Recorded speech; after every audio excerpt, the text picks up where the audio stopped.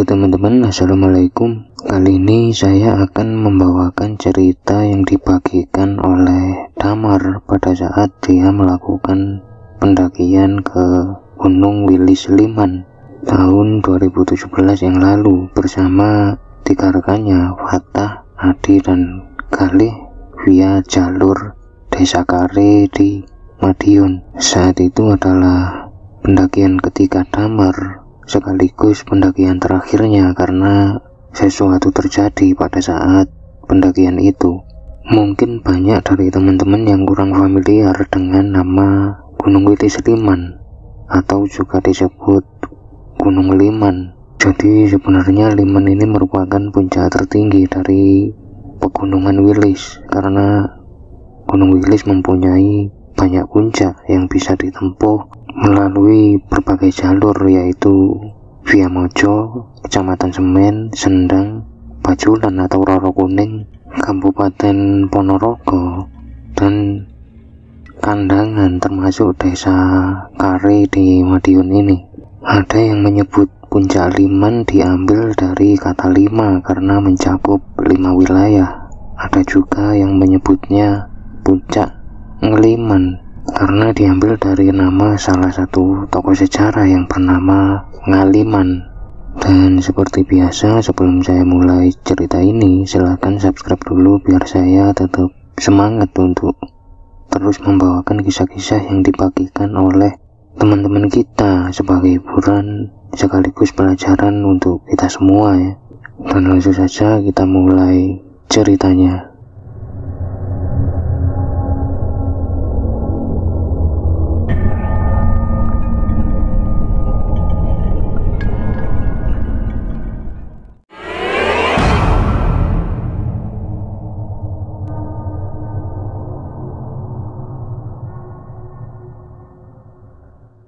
Kisah ini akan saya mulai dari sekitar bulan Oktober tahun 2017 silam. Saat itu Damar baru saja menyelesaikan pendakian keduanya menuju Semeru.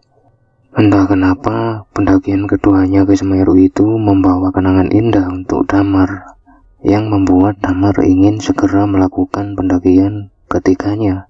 Malam harinya Damar menghubungi beberapa teman untuk menanyakan gunung mana yang kira-kira tidak terlalu mahal dan tidak terlalu jauh untuk didaki.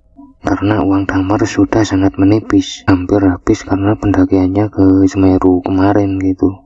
Maklum Damar memang bukan orang mampu, jadi dia perlu untuk mengumpulkan uang dulu untuk mendaki ke Semeru kemarin gitu. Salah satu teman yang dia hubungi adalah Galih yang juga teman pendakiannya ke Semeru kemarin. Saat itu Galih menjawab, "Wah Damar, baru juga turun dari Semeru. Mending kamu istirahat aja dulu, jangan daki dulu, perhatikan dulu fisikmu itu." Tapi Damar tetap ngeyel untuk tanya ke Galih. Akhirnya Galih menjawab dengan gak serius, "Ya kamu ke Liman aja sono, kan deket sama Madiun. Udah murah, deket juga gitu." Awalnya Galih mengira jawaban dia nggak akan dianggap serius, tapi ternyata keesokan harinya tahu-tahu Damar sudah ada di depan rumah Galih untuk mengajak Galih mendaki ke Gunung Liman. Galih kaget dengan kedatangan Damar, dan sebenarnya Galih ini masih agak capek karena pendakian sebelumnya, tapi karena Damar adalah teman dekatnya, Galih ini gak enak hati untuk menolak, apalagi melihat Damar yang saat itu seperti sangat bersemangat gitu. Galih pun mengiyakan ajakan Damar biar gak membuat Damar kecewa. Singkat cerita, Galih akhirnya mengajak 2 temannya, Adi dan Fatah, untuk bergabung dengan mereka. Setelah mereka semua berkumpul, mereka pun berangkat sekitar jam 11 siang menuju Desa Kare. Dan mereka baru sampai di sana sekitar jam 3 sore. Mereka pun langsung menuju ke arah pos Kempo yang ada di perkebunan kopi Kandangan. Untuk selanjutnya mereka langsung menuju ke pos pendakian Pulau Sari untuk mengurus perizinan dan sekaligus menitipkan kendaraan mereka ke penduduk setempat.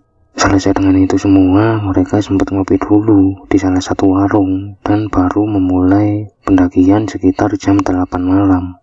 Saat ngopi, Galih memperingatkan teman-teman mereka karena jalur pendakian cukup susah, ditambah lagi kemungkinan adanya banyak pacet atau lintah di sepanjang jalur. Mereka kemudian juga memeriksa senter dan semua barang bawaan mereka sebelum berangkat. Saat itu nggak tahu kenapa ibu pemilik warung tiba-tiba nyeletuk ke mereka gitu. Mas-mas ini kok ya pada nekat ya, udah mau mendaki malam-malam, malamnya juga milih malam Jumat Legi kayak gini. Mendengar itu, untuk beberapa saat mereka diam, sampai akhirnya Galih tanya, "Lah emang iya bu ini malam Jumat Legi?" Iya mas bener, masa mas nggak tahu?" Damar pun menimpali, "Ya udah ibu doakan saja pendakian kami lancar, kami cuma mau mendaki aja kok bu, nggak mau aneh-aneh." "Iya mas, semoga lancar dan selamat sampai tujuan ya." Sekitar jam 8 lebih 1/4 malam, mereka pun memulai pendakian. Galih bilang tujuan pertama mereka saat itu adalah Watu Garuda. Damar saat itu tanya, "Emang kamu udah pernah kesini Le?" "Oh nggak pernah Mar, tapi kakakku sudah pernah 2 kali. Karena itu sebelum berangkat tadi aku sempet tanya-tanya dulu." Walah ya udah, mereka pun akhirnya mulai jalan saat itu. Mereka jalan terus, mulai dari melewati perkebunan sampai masuk area hutan. Mereka lewati dengan lancar. Saat itu sambil jalan, Damar sedang terlibat obrolan seru dengan Adi. Mereka berdua ngomongin teman-teman kerja mereka yang cewek gitu. Yang kemudian makin lama obrolan mereka menjadi semakin rusuh karena mulai membahas yang berbau seksual dan fisik. Galih saat itu mulai risih dan memperingatkan mereka gitu, "Kalian berdua kalau ngobrol jangan keras-keras, jangan bahas yang aneh-aneh juga, ini gunung." Baru saja selesai Galih ngomong gitu, tiba-tiba mereka semua mendengar suara tawa wanita yang melengking dan menakutkan. Mereka pun mendadak terdiam dan terus melanjutkan perjalanan. Gak berapa lama, mereka mulai mencium bau dupa yang sangat pekat. Yang pada saat itu entah kenapa bau dupa ini secara tiba-tiba berubah menjadi bau kopi yang cukup tajam. Awalnya mereka mengira mungkin sedang ada orang yang nepi, apa bertapa, bagaimana di situ. Tapi melihat jalur yang kanan kiri hanya hutan, mereka mulai ragu dan mulai merasa ketakutan. Mereka terus jalan dengan sedikit menunduk. Setelah sekitar 3 jam berjalan, mereka pun memutuskan untuk istirahat di tepi jalur karena capek gitu. Memang perjalanan menuju Watu Garuda ini cukup panjang. Normalnya 6 jam mereka baru sampai jika berjalan lancar. Tapi jika berjalan lambat, bisa lebih lama lagi. Mereka akhirnya membuat kopi dan makan cemilan untuk menambah tenaga. Entah kenapa Galih memperhatikan Damar seringkali menoleh ke arah kanan sambil senyum-senyum sendiri. Galih pun tanya, "Kamu ngapain Mar?" Damar cuma senyum-senyum sambil bilang, "Itu bro, ada cewek, kok cakep banget ya," kayak gitu. Galih, Fatah dan Adi pun kaget. Mereka tahu bener di tempat yang dilihat oleh Damar itu nggak ada apa-apa sama sekali. Belum berhenti di situ, tahu-tahu Damar mendadak pingsan. Galih pun panik dan berusaha untuk menyadarkan Damar. Tapi ternyata hanya berselang 2 menit, Damar tiba-tiba sadar dan sontak menoleh ke sana kemari sambil menyebut-nyebut nama Sekar dengan keadaan ketakutan. Kemudian Galih tanya, "Kamu ini nyariin siapa? Sekar siapa?" Damar pun bilang dia tadi nyamperin cewek yang dia lihat. Mereka pun kemudian kenalan dan cewek itu mengaku bernama Sekar, yang kemudian Sekar mengajak Damar untuk jalan sambil ngobrol. Setelah cukup lama, mereka akhirnya sampai di sebuah tempat lapang yang banyak sekali pondok-pondok kecil dari bambu menyebar di sana sini. Damar tanya ke Sekar, "Ini tempat apa Sekar?" Sekar pun menjawab, "Ini pondok-pondok darurat. Biasanya orang-orang yang lagi perang itu kalau luka-luka ya dibawa ke sini untuk diobati. Udah Damar, ayo kita jalan lagi, kita udah deket. Damar hanya nurut dengan batin bertanya-tanya, lah emang masih ada perang ya zaman sekarang kayak gitu. Tapi karena Sekar ngajak buru-buru, Damar pun ngikut aja.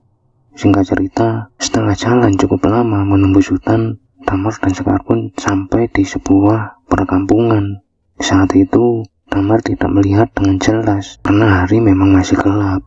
Dia hanya melihat beberapa rumah di kiri dan kanan jalan yang hanya diterangi semacam lampu minyak dari bambu. Perkampungan ini sangat sepi sekali, mungkin karena memang sudah tengah malam.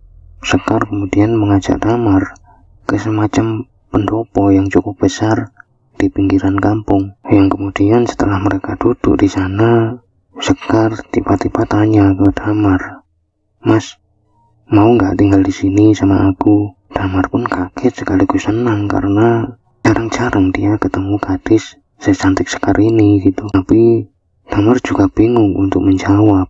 Entah kenapa saat itu Damar tiba-tiba teringat dengan almarhum kakeknya yang berpesan sebelum dia meninggal kalau Damar harus bisa mengangkat derajat keluarganya dulu sebelum menikah, biar orang tua Damar tidak lagi merasa kesusahan. Mengingat itu, Damar pun bilang ke Sekar, "Biar aku kerja dulu ya, Sekar. Nanti kalau aku sudah punya modal, aku pasti kembali untuk melamar kamu. Kalau sekarang aku nggak bisa, aku masih susah. Aku nggak mau kamu nanti ikut susah." Mendengar itu, entah kenapa Sekar ini mendadak marah. Raut muka yang tadinya cantik dan anggun perlahan mulai berubah menjadi sangat menakutkan. Tubuh Sekar membesar, mukanya menjadi hitam, dan matanya merah. Damar kaget dengan perubahan Sekar. Sosoknya pun tiba-tiba menjadi sangat besar dan seperti mau menginjak Damar. Di saat itulah Damar sadar dan memanggil-manggil nama Sekar karena ketakutan. Mendengar cerita Damar, Khalif, Fatah, dan Adi hanya bisa diam dan heran karena Damar ini hanya pingsan beberapa menit, bahkan tidak sampai 5 menit. Tapi dia sudah memimpikan hal sebanyak itu. Tapi entah kenapa Damar merasa kalau itu bukan mimpi. Saat itu Khalif baru menyadari kalau mereka sudah hampir 2 jam istirahat karena mendengar cerita dari Damar. Khalif kemudian minta teman-temannya untuk berdoa sekali lagi sebelum melanjutkan perjalanan dan memastikan Damar sudah baik-baik saja gitu. Mereka pun lanjut lagi jalan saat itu. Singkat cerita, mereka baru sampai di Watu Garuda sekitar jam 3 pagi. Mereka pun memutuskan untuk tidur dulu sebelum melanjutkan pendakian. Akhirnya mereka hanya mengeluarkan sleeping bag dan langsung tidur di tempat seadanya tanpa membuat tenda gitu, karena mereka udah terlalu capek. Besok harinya sekitar jam 7 pagi mereka akhirnya bangun dan langsung membuat sarapan. Entah kenapa Damar menjadi lebih pendiam saat itu. Khalif tanya, "Kamu kenapa, Mar?" "Nggak apa-apa, Li. Cuma pengen cepet-cepet sampai di puncak." Selesai sarapan, mereka lanjut lagi jalan. Singkat cerita, perjalanan mereka melewati patok perbatasan 1 dan patok perbatasan 2 bisa dibilang lancar. Hanya Damar saja yang seringkali berhenti tanpa alasan yang jelas, sampai harus dipanggil berkali-kali baru dia jalan lagi gitu. Saat itu sebenarnya Damar berhenti karena dia mendengar suara Sekar yang sedang manggil-manggil dia. Tapi Damar enggan untuk menceritakan ke teman-temannya. Setelah melewati patok perbatasan 2, mereka pun melanjutkan menuju ke arah Puncak Liman. Di tengah-tengah perjalanan, mereka melihat ada beberapa orang yang sedang duduk di depan sebuah api unggun. Damar heran, ngapain orang siang-siang buat api unggun, apalagi panas kayak gini.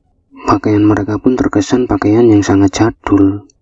Saat melewati mereka, Damar dan teman-temannya pun minta permisi atau nuwun sewu lah kalau kata orang Jawa ya.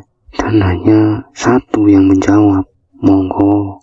Tapi entah kenapa suaranya ini sangat berat dan besar. Sekitar jam 12 siang, sampailah Damar dan teman-temannya di Puncak Liman. Mereka pun untuk sejenak menikmati keindahan puncak. Lagi-lagi Damar bersikap aneh. Secara tiba-tiba, Damar ini berlarian mengitari puncak. Teman-temannya yang melihat menjadi keheranan. Lu ngapain? Dia lari-lari, muter-muter kayak gitu. Saat mereka panggil pun Damar ini seperti nggak mendengar. Kali akhirnya menahan Damar untuk tanya ngapain dia lari-larian. Tapi begitu dipegang oleh Kale, lagi-lagi Damar pingsan. Anehnya Damar ini seperti pingsan hanya beberapa detik yang kemudian kembali terbangun dalam keadaan ketakutan dan histeris gak karuan. Entah kenapa saat itu Damar buru-buru ngajak turun. Kale, Fata dan Adi pun menuruti karena melihat keadaan Damar yang sudah seperti itu. Mereka pun turun saat itu juga. Pada saat mereka melewati tempat yang dimana ada orang buat api unggun tadi, mereka sempat heran karena di tempat itu benar-benar bersih. Bahkan tidak ada bekas api unggun sama sekali. Singkat cerita, setelah mereka sampai di bawah, barulah Damar ini cerita gitu. Saat mereka di puncak tadi, Damar melihat beberapa orang yang mereka temui yang sedang buat api unggun tadi sedang berjalan menuju arah mereka. Awalnya Damar mikir mungkin mereka juga mau ke puncak, tapi perlahan orang-orang ini mulai berubah menjadi sosok hitam yang besar, bermata merah dan berambut panjang, seperti sedang berlari dengan sangat cepat menuju ke arah Damar. Disitulah Damar panik dan mulai lari-lari karena terus dikejar-kejar oleh sosok-sosok ini. Sampai akhirnya tahu-tahu di depan Damar sudah ada teman-temannya dan segera minta turun dia. Disitulah barulah teman-temannya Damar ini mengetahui kenapa Damar tiba-tiba lari saat di puncak tadi tanpa alasan yang jelas.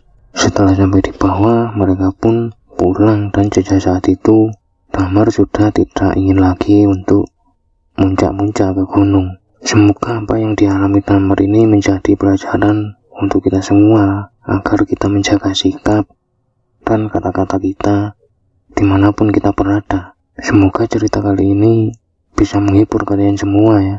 Dan sampai ketemu di cerita-cerita selanjutnya. Salam Sukmo, salam Rahayu.